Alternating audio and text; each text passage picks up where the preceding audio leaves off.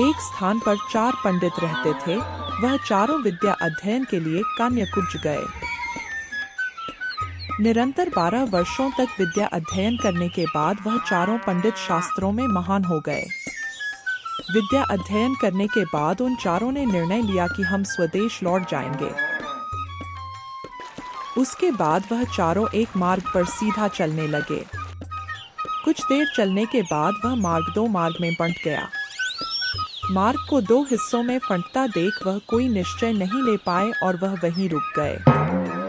इसी समय वहां से एक मृत वैश्य बालक की अर्थी गुजर रही थी। उस अर्थी के साथ बहुत से महाजन भी आ रहे थे। उन महाजनों को देखकर एक पंडित ने यह कहा कि यह तो हमने विद्या में सीखा है, और वह अपनी पुस्तक में से उस महाजनों के बारे में खोजने लगा। जब उसको पुस्तक के पन्नों में महाजनों के बारे में लिखा हुआ मिला तो उस पंडित ने कहा, महाजनों येन गतः स पंथा। इसका अर्थ यह है कि जिस मार्ग से महाजन गुजरते हैं वह मार्ग सही है, अतः हमें मार्ग से ही जाना चाहिए। पुस्तक में लिखी है बात उन पंडितों ने ब्रह्मवाक्य मानकर आगे चलने लगे और वह उनके साथ उनके पीछे पीछे शमशान की तरफ निकल पड़े।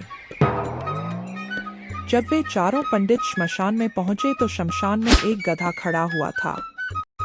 गधे को खड़ा देख उनमें से एक पंडित ने कहा, यह वाक्य तो हमारी पुस्तक में लिखा हुआ है। और वह पुस्तक के पन्ने पीछे करके देखने लगा तो उसने देखा कि पुस्तक में लिखा हुआ था, राजद्वारे श्मशाने च यस्तिष्ठति स बांधव।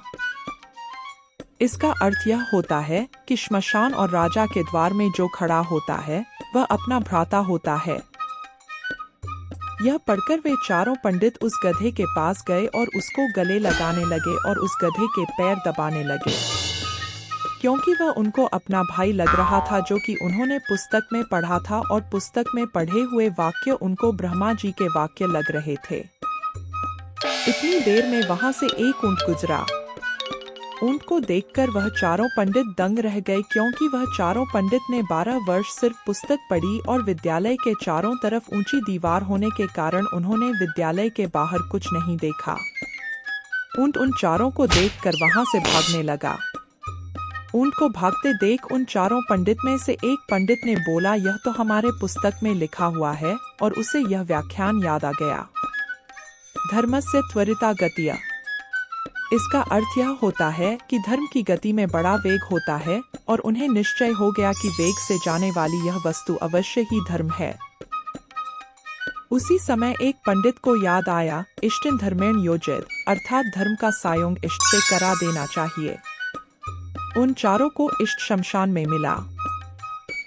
मित्र को लगा जिसको वह भाई मान गए थे, और धर्म उन्हें ऊंट लगा, तो उन चारों ने निर्णय लिया कि इस गधे को ऊंट से बांध देना चाहिए, और वह इस गधे को लेकर ऊंट के साथ बांध दिया।